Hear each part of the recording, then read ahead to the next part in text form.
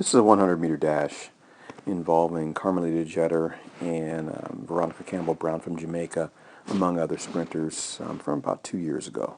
And this is Carmelita Jeter here in lane 5, and Veronica Campbell-Brown's in lane 4.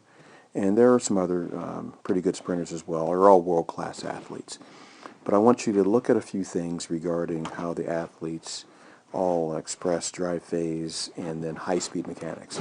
We're going to talk a little bit about drive phase, but because of the angle that we're not going to be really able to see it very well. But we will be able to see the high-speed mechanics, and that's the number one thing we want to work on. So first and foremost, you notice out of the blocks, one of the things that you'll see the better sprinters will do is that they will not try to step up with the legs as they come out. So here you can see as the athletes make their escape or as they make their drive, there are certain athletes, if you look at their second leg, the back leg that comes out of the blocks, the rear leg does not come under the butt. It actually goes straight forward. So the rear knee drives straight ahead. One thing you'll see some of the sprinters do, the Jamaican sprinters are famous for it, is that they'll literally drag their toes. I don't necessarily advocate dragging the foot per se, but I do want the foot low. This sprinter in particular, you'll see that she really drags that foot out. Let me get a better angle for her. It'll be that sprinter.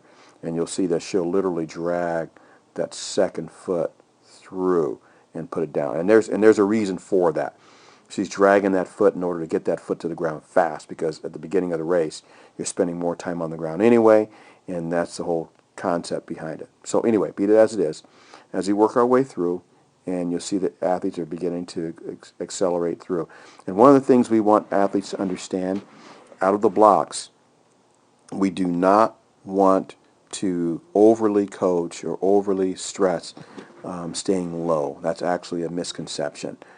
The athlete should actually be tall, but they're tall in that direction, meaning that they're angled forward from the ankle through the knee, through the hip, through the shoulders, through the head. And it should be on one line. So that angles forward, but the body is never bent forward this way at the hip. That's always a mistake. So we always want to be sure that we want to get that body straight as soon as possible, within 2 steps at the very least. I like to have it straight from the very first step, if at all possible. Of course, as the athlete begins to speed up, the body will then start to stand up. So as the athlete goes further and further down the track from their drive phase here, the body, with each successive step, the body will rise higher and higher and higher. And then as the athlete begins to reach full speed, usually at about 40 or 50 meters, the athlete should be pretty much straight up and down. And what I mean by straight up and down is the torso should be pretty erect. The athlete should be stepping over the opposite knee and then driving down with a nice tight heel recovery beneath the butt. Not behind the butt, but beneath the butt. Now, in this case, let's look at Carmelita Jeter, and you're going to see her start to separate away.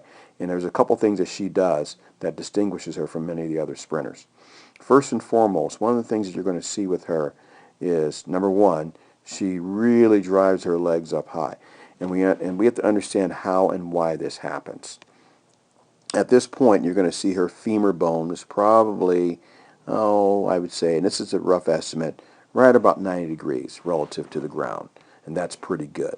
Now, how does that happen? Well, we don't try to pull the legs up. I always think that's a mistake when we do high knee exercises and things of that effect.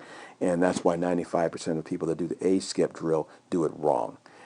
In all actuality, every action has an equal and opposite reaction. And what we see the athlete really doing is stepping over and driving down.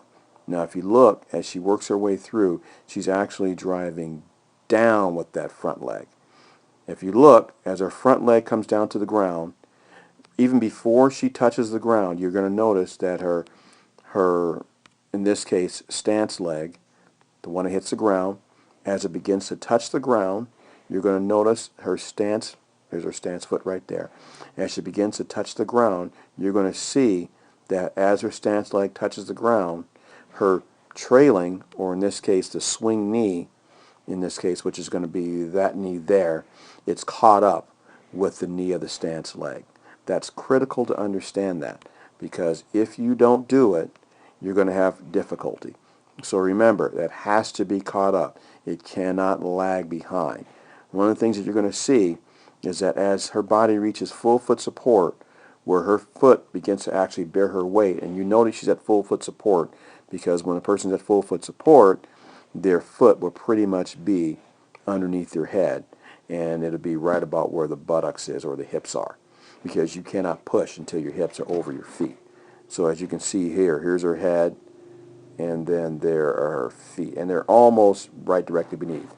Okay, so as she gets to that point, you're going to notice by the time she's fully bearing her weight, which is right about here, as you can tell because her ankles have begun to collapse. She isn't completely at her full sprint position just yet, but her body's still relatively straight up and down. And not only that, you're going to notice also that her swing knee is well ahead of her stance leg knee, which is this one here. So we have to be sure that we have that. Another thing you're going to notice, and we'll see that she makes her way a little bit further up the track. You see her starting to separate from the other sprinters. Now she's pretty much at full speed here. Probably about 60 or 70 meters down the track. And one of the things you're going to see, I want you to look at her heel. Notice the heel of her basically of her foot.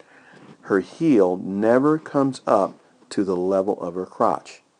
And the reason why I say that, you're going to see a couple things with the other athletes. Her heel always comes beneath her butt, and it clenches tightly to her hamstring, which allows her then to step with that heel. Notice where her heel is there. And notice where her stance leg knee is right about there. You're going to notice that her heel is actually going to go over, notice it's going over the stance leg knee. Now what that does is that enables her to bring that swinging thigh through quickly, and that way she can bring it up fast. As opposed to if it's a long lever, she would then be forced to swing the leg around, and that's always going to be slower. Always going to be slower. And she's going to end up putting the leg down too slow. Then she steps over, and then she drives down. Look at that knee catching up, swinging through, hits full foot support, that knee is through. Now look at one more thing I'm going to show you. Look at where her leg is right about now. Right about here, right where she starts to break ground contact. She may not actually even be off the ground at this point. Let's say right about here. She's just about ready to leave the ground right about there. Okay, now if we look at that and we go back and take a look at that leg angle, we look at her, she's right at about, let's take a look. She's right at about 33 degrees or so. What we've noticed with top level sprinters is by the time that driving leg, in this case a stance leg, drives, by the time she gets to about 45 degrees, that leg is off the ground. Okay, you see that? That leg is off the ground well before she reaches 45 degrees. Now what does that tell us? What that tells us is that the athlete is not, and I stress this, I can't stress it enough, the athlete is not reaching forward and pulling back. That is a mistake. What the athlete is in actuality doing is stepping over and driving down. We teach the athlete to drive down from the head, never reach forward and pull back. 95% of all hamstring injuries are not a result of muscular imbalance. They're generally a result of the athlete placing their foot in the wrong place, usually from overstriding, toe down, and reaching out and pulling. The hamstring is not built, or nor is it in a good position to be able to apply force in that position. Again, you'll see her here, stepping over, driving down. That, if she drives down, that keeps her hips up in the air, which gives her more time to fly, which is what we want. As she flies, boom, hits down again, quickly, comes up into the air, and then back through. That gives her time for her legs to make the full cycle, and here we want the ground contact to be quick. Now, as we see, she's flying through the air, hitting, boom. Now, look at the other athletes. We'll look at Veronica Campbell-Brown, who was right here. I can't quite tell who that athlete is, but let's concentrate on that athlete in particular. And what I mean by that athlete, I'm talking about this athlete here up in lane 8, because you can really see her really well. Veronica Campbell-Brown's begin to pull away from these athletes. So what do most athletes do? They begin to panic. Okay, when they start panicking, this is something that you're going to see a lot of times that athletes begin to panic. Number one, you're going to see a reach. Look at the elbow angle here. With her elbow, what we want to have the elbow is about 90 degrees. A little bit more to the rear, a little bit less to the front, as you can see here. Less than 90 here, a little bit more than 90 there. That's what we want. But we do not want the elbow angle to be big in the front. We want the elbow angle to be small, and we want the hands to come up to where the fingertips are at about lip level. As she drives down, it's a short arm stroke, curls in real tight in the front, and it swings back and pushes hard to the rear, which is what we want. When athletes begin to lose it, what you're going to see, watch this athlete here. She'll start reaching out, big arm angle. That takes too long. What you'll also see her do, look at her foot when she hits ground contact. Look where she is. Look at her body. She's completely on the ground, completely bearing her weight, because you can tell because her heel's now hitting. And look at the split between the knees. Way too big. Okay? There should be no split. In fact, she's actually dragging the leg forward. Secondly, look at her heel. It's way up behind her butt. So because of that, there's no way she can bring the knee up in the front and look at the swing to the front. Now look at her leg angle compared to where Carmelita Jetter's leg angle was. We'll look at hers right about here, and then we come down to here. She's running at about 66 degrees or so. She has no chance. And the more she struggles, the more she tries to pull, the worse it gets. You see her again here. The leg is still well behind, and her form just begins to break down. The more she does it, and the more Carmelita keeps her form, the further and further Carmelita is going to pull away.